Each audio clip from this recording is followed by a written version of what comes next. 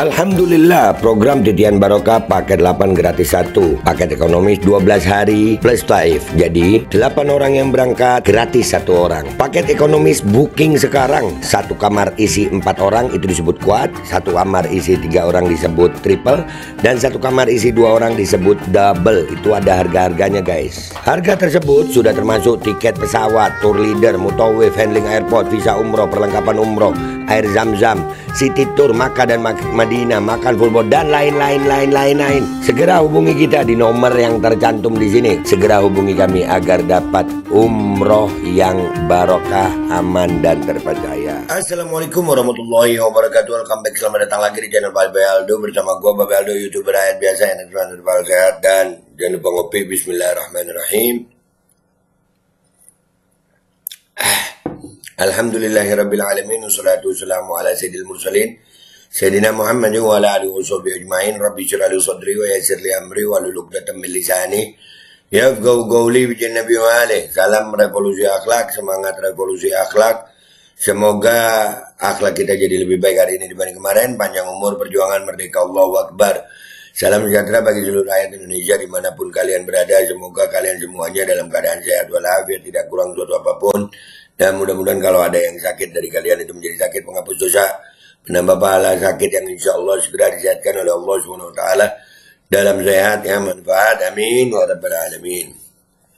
Oke guys, jangan lupa cek dari video di situ kalian bisa beli baju kuku Al-Qadhi, dan kalian bisa juga beli parfum kamu nih, parfum Sultan, harga merayat dari Indonesia, dan harumnya ini luar biasa menemani gue selama gue ada di Makkah dan Madinah ini, alhamdulillah. Dan jangan lupa kalian yang pengen umroh, pengen haji, pengen merasai tanah suci ya, kalian bisa cek di video, sudah ada paket umroh regulernya, paket Titian Barokah 8 gratis 1, cek sekarang. Oke guys, sekarang kita masuk ke konten. Nah, konten kita ini kembali gua kayak waktu 2020-an ya ini membahas tentang pandemi. Atau ada yang menyebut pandemi. Ini Bu Siti Fadila juga sudah berbicara ini. Kita mau mereaksi Bu Siti Fadila. Mudah-mudahan Bu Siti Fadila umur panjang sehat afiat. Kita dengerin aja deh, jangan lama-lama. Oke, let's go. Bismillahirrahmanirrahim. Apa kabar? Sudah lama banget saya tidak muncul di sini. Sekarang saya sudah kembali lagi seperti biasanya. Ketika saya sedang beristirahat, banyak sekali pertanyaan-pertanyaan dari teman-teman maupun netizen bertanya tentang SIRS. Itu apakah betul penyakit itu akan menjadi penyakit utama pada pandemik yang akan datang. Dan kemudian saya mencari dan memang itu ini ada satu video 3 bulan dari sekarang atau sekitar bulan Maret April kita bakalan ada pandemi lagi. So be ready, it's gonna be more scary than before. Namanya SEER. Nanti kalau yang dulu kan yang diserang orang tua ya, katanya kan orang tua yang ketularan, anak-anak enggak. Yang sekarang kebalikannya, anak-anak bakalan yang problemnya, dan yang diserang itu area otaknya. Padahal sebenarnya kalian tahu kan, dia itu bukan karena virus atau apapun lah ya, tapi karena efek samping apa yang terjadi di tahun 2019 kan mulai kelihatan tahun ini. Tapi nanti hasil scan-nya itu bakal kelihatannya otaknya itu bakal banyak yang rusak di anak-anak ini, makanya kalian akan diwajibkan mengatakan. Oke, bentar ya Ibu, nanti fullnya gua taruh di belakang deh ini ya. Gua minta maaf. Itu waktu 2019-2020 ya gua mulai bersuara tentang itu. Gue udah bilang juga kalian akan melihat efek ya, dan itu mendiang Dr. Louis juga ngomong ya kan. Jadi guys, logika sederhananya begini. Makin banyak dokter itu mestinya makin sehat manusia, tapi makin banyak dokter ternyata penyakit makin aneh-aneh. Nah itu aja itu udah menjadi logika dasar, karena tugasnya dokter itu sebetulnya menyehatkan gitu. Ya, tapi kenapa makin banyak dokter, makin banyak manusia? Kalian jawab sendiri. Baru kita lanjutin nih sekarang. Bismillah. SIRS adalah suatu jenis penyakit untuk pandemik yang akan datang. SIRS itu tahu SS itu adalah Severe Epidemic Enterovirus and Respiratory Syndrome. Konon enterovirusnya itu berasal dari virus-virus kelompok dari polio segala itu. Itu tuh kemudian ramai sekali. Orang pada ketakutan karena ini lebih ganas daripada COVID. Tapi kemudian Menkominfo kemudian memberikan hoax bahwa itu kabar bohong. Nah, sekarang saya akan menjawab, betulkah itu kabar bohong? Nih, Menkominfo Indonesia bilang itu kabar bohong ya. Menkominfo udah ngecek belum? Kadang-kadang ya, pemberitaan itu mereka yang menentukan itu bohong atau enggak. Padahal kalau orang punya data gimana? Seperti Ibu Siti bilang ini, kalian percaya Bu Siti atau atau Menkominfo? Lanjut. Nah, sebetulnya SIRS itu muncul pada suatu pertemuan simulasi yang dilaksanakan di Brussels, Belgia.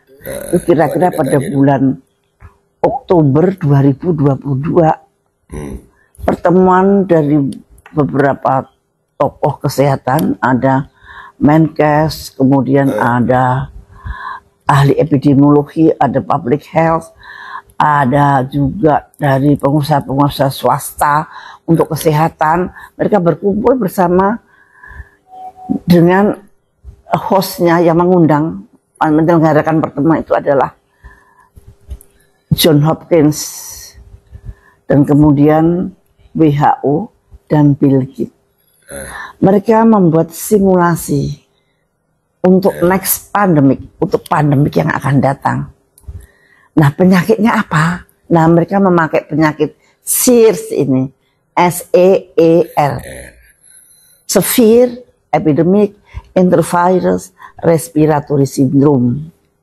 Jadi yang terkena nanti usus mau dan paru-paru. Nah, di situ pertemuannya itu untuk memecahkan masalah andekan pandemik nanti penyakitnya itu ini gitu. Jadi ini adalah hipotesis untuk pandemik yang akan datang. Tapi apakah pandemik yang akan datang pasti seperti itu? Belum tentu. Tapi minta maaf, ini bayangin ya, Oktober 2022 itu lagi rame-ramenya penyakit yang kemarin itu ya, si copet itu. Mereka udah bikin simulasi, ngumpul, bisnismen ada di situ. Mereka melihat mungkin waktu copet itu berhasil ini, bikin orang ketakutan, bikin orang ini. Karena orang semua takut mati sih ya. Jadi akhirnya ngumpul itu. Dan ini bukan hoax. Ada itu pertemuan. Nah, mereka mengatakan bahwasannya itu simulasi. Nah, perbedaannya gini ya. Orang memprediksi atau merencanakan. Prediksi itu kalau orangnya nggak punya kuasa untuk berbuat itu bisa memprediksi. Tapi kalau orangnya bisa punya kuasa untuk membuat itu, bisa jadi itu rencana. Jadi yang dilakukan oleh John Hopkins dan orang-orang itu ya, WHO, Bill Gates itu prediksi, simulasi atau planning, rencana. Nah, kalau gue sih ngelihatnya itu rencana karena mereka punya kuasanya dan yang duduk di sana adalah orang-orang yang begitu dah ya. Orang yang seneng ngelihat rakyat ketakutan, nggak mau lihat rakyat itu berani, ya begitulah. Jadi rakyat Indonesia, are you ready for the next pandemic? Lanjut dulu deh ini penjelasan Bu Siti. Dan kemudian Menkominfo mengatakan itu hoax. Waduh, dari mana ya dia bisa mengatakan itu hoax? Kemudian ternyata sebetulnya pada tahun 2019 itu ada pertemuan yang sejenis seperti itu.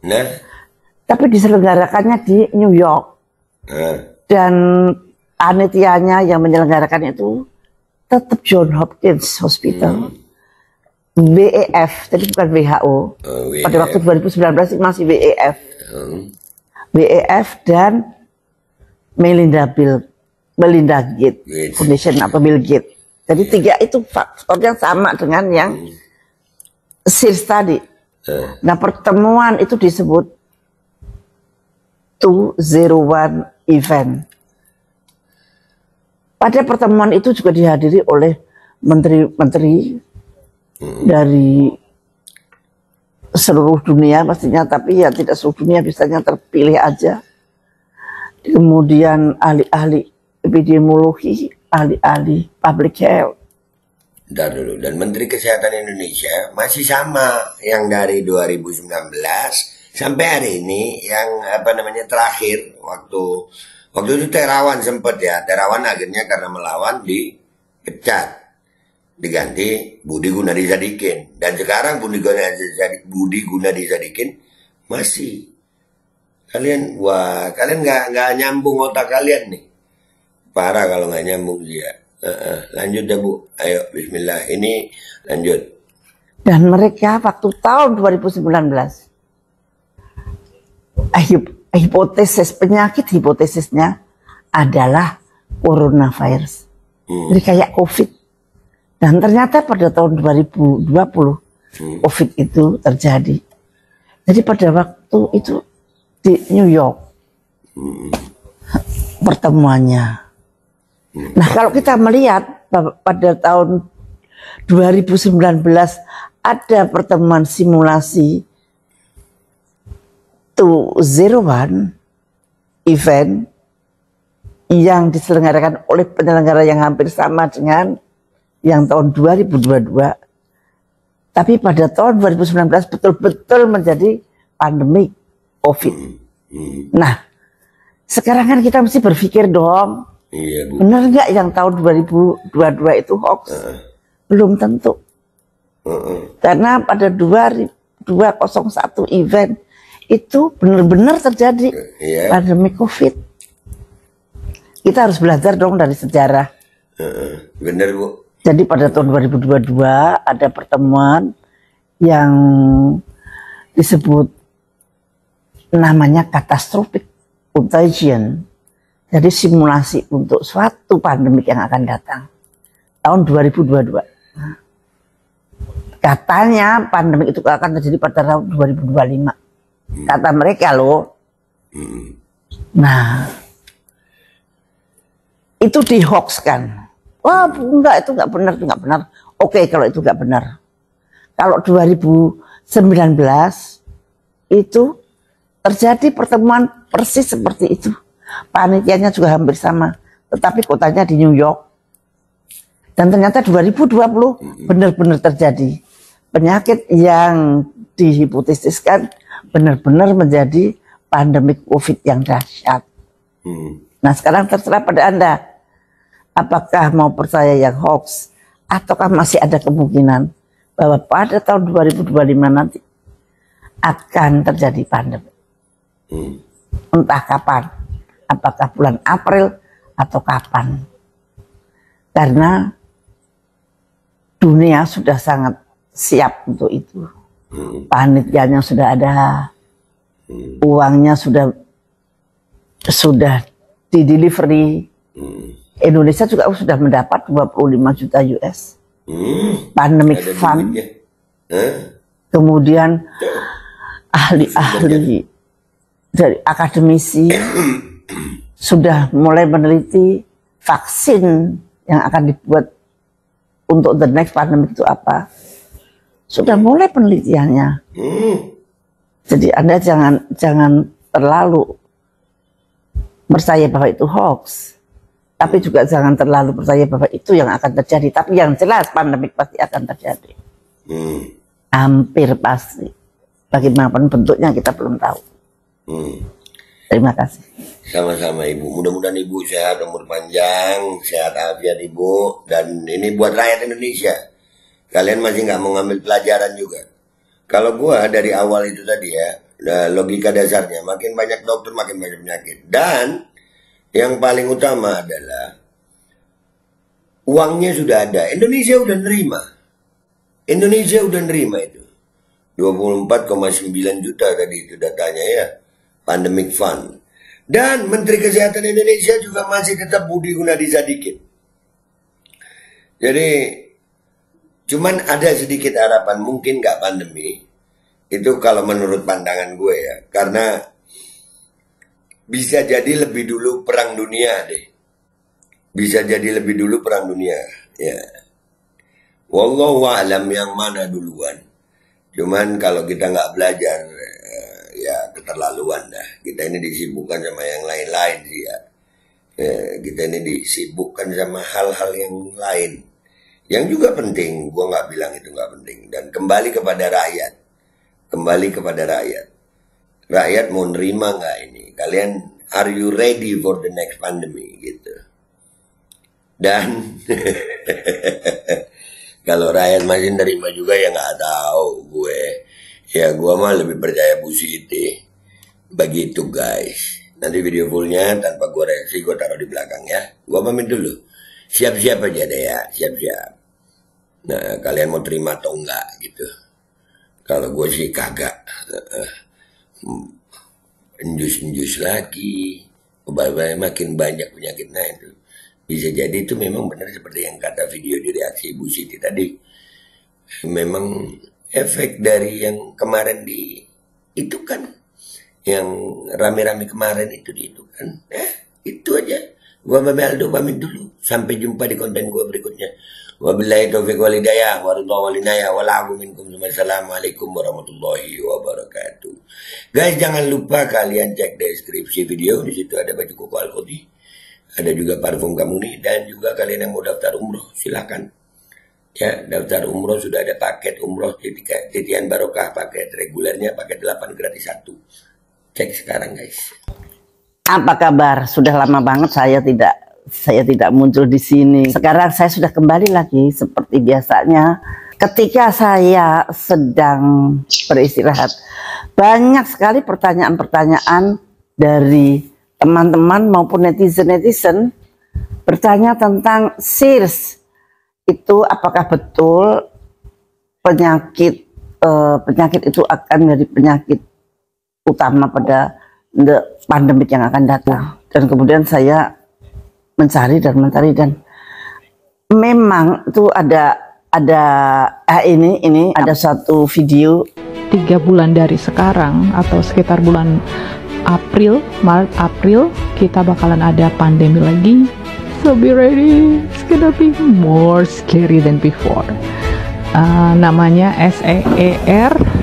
Nanti kalau yang dulu kan yang diserang orang tua ya, katanya kan orang tua yang ketularan, anak-anak enggak. Yang sekarang kebalikannya, anak-anak bakalan yang problemnya, dan yang diserang itu area otaknya. Padahal sebenarnya kalian tahu kan, dia itu bukan karena virus atau apapun lah ya, tapi karena efek samping apa yang terjadi di tahun 2019 kan mulai kelihatan tahun ini. Tapi nanti hasil scan-nya itu bakal kelihatannya otaknya itu bakal banyak yang rusak di anak-anak ini, makanya kalian akan diwajibkan. Mengatakan SIRS adalah suatu jenis penyakit untuk pandemik yang akan datang. SIRS itu tahu, SIRS itu adalah Severe Epidemic Enterovirus and Respiratory Syndrome. Konon enterovirusnya itu berasal dari virus-virus kelompok dari polio segala itu. Itu tuh kemudian ramai sekali. Orang pada ketakutan karena ini lebih ganas daripada COVID. Tapi kemudian Menkominfo kemudian memberikan hoax bahwa itu kabar bohong. Nah, sekarang saya akan menjawab, betulkah itu kabar bohong? Nah, sebetulnya SIRS itu muncul pada suatu pertemuan simulasi yang dilaksanakan di Brussels, Belgia. Itu kira-kira pada bulan Oktober 2022. Pertemuan dari beberapa tokoh kesehatan, ada Menkes, kemudian ada ahli epidemiologi, ada public health, ada juga dari pengusaha-pengusaha swasta untuk kesehatan. Mereka berkumpul bersama dengan hostnya yang mengundang menyelenggarakan pertemuan itu adalah John Hopkins dan kemudian WHO dan Bill Gates.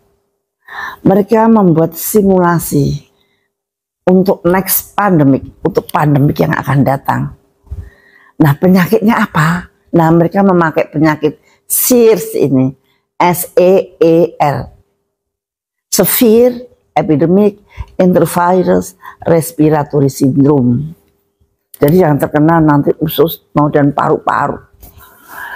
Nah, di situ pertemuannya itu untuk memecahkan masalah andekan pandemik nanti penyakitnya itu ini gitu. Jadi ini adalah hipotesis untuk pandemik yang akan datang. Tapi apakah pandemik yang akan datang pasti seperti itu? Belum tentu. Dan kemudian Menkominfo mengatakan itu hoax. Waduh, dari mana ya dia bisa mengatakan itu hoax? Kemudian ternyata sebetulnya pada tahun 2019 itu ada pertemuan yang sejenis seperti itu, tapi diselenggarakannya di New York dan panitianya yang menyelenggarakan itu tetap John Hopkins Hospital, WEF, jadi bukan WHO. Pada waktu 2019 masih WEF dan Melinda Gates Foundation atau Bill Gates. Jadi tiga itu faktornya sama dengan yang SARS tadi. Nah, pertemuan itu disebut 201 event. Pada pertemuan itu juga dihadiri oleh menteri-menteri dari seluruh dunia pastinya, tapi ya tidak seluruh dunia, biasanya terpilih aja. Kemudian ahli-ahli epidemiologi, ahli-ahli public health. Dan mereka waktu tahun 2019 hipotesisnya adalah coronavirus. Jadi kayak COVID. Dan ternyata pada tahun 2020 COVID itu terjadi. Jadi pada waktu itu di New York pertemuannya. Nah, kalau kita melihat pada tahun 2019 ada pertemuan simulasi 201 event yang diselenggarakan oleh penyelenggara yang hampir sama dengan yang tahun 2022. Tapi pada tahun 2019 betul-betul menjadi pandemi COVID. Nah, sekarang kan kita mesti berpikir dong, benar nggak yang tahun 2022 itu hoax? Belum tentu. Karena pada 201 event itu benar-benar terjadi pandemi COVID. Kita harus belajar dong dari sejarah. Jadi pada tahun 2022 ada pertemuan yang disebut namanya catastrophic contagion. Jadi simulasi untuk suatu pandemik yang akan datang tahun 2022. Katanya pandemik itu akan terjadi pada tahun 2025. Kata mereka loh. Nah, itu dihoaxkan. Wah, enggak, itu enggak benar, itu enggak benar. Oke, kalau itu enggak benar. Kalau 2019 itu terjadi pertemuan persis seperti itu. Panitianya juga hampir sama, tetapi kotanya di New York. Dan ternyata 2020 benar-benar terjadi. Penyakit yang dihipotesiskan benar-benar menjadi pandemi COVID yang dahsyat. Nah, sekarang terserah pada Anda. Apakah mau percaya yang hoax, ataukah masih ada kemungkinan bahwa pada tahun 2025 nanti akan terjadi pandemi. Entah kapan, apakah bulan April atau kapan. Karena dunia sudah sangat siap untuk itu. panitianya sudah ada, uangnya sudah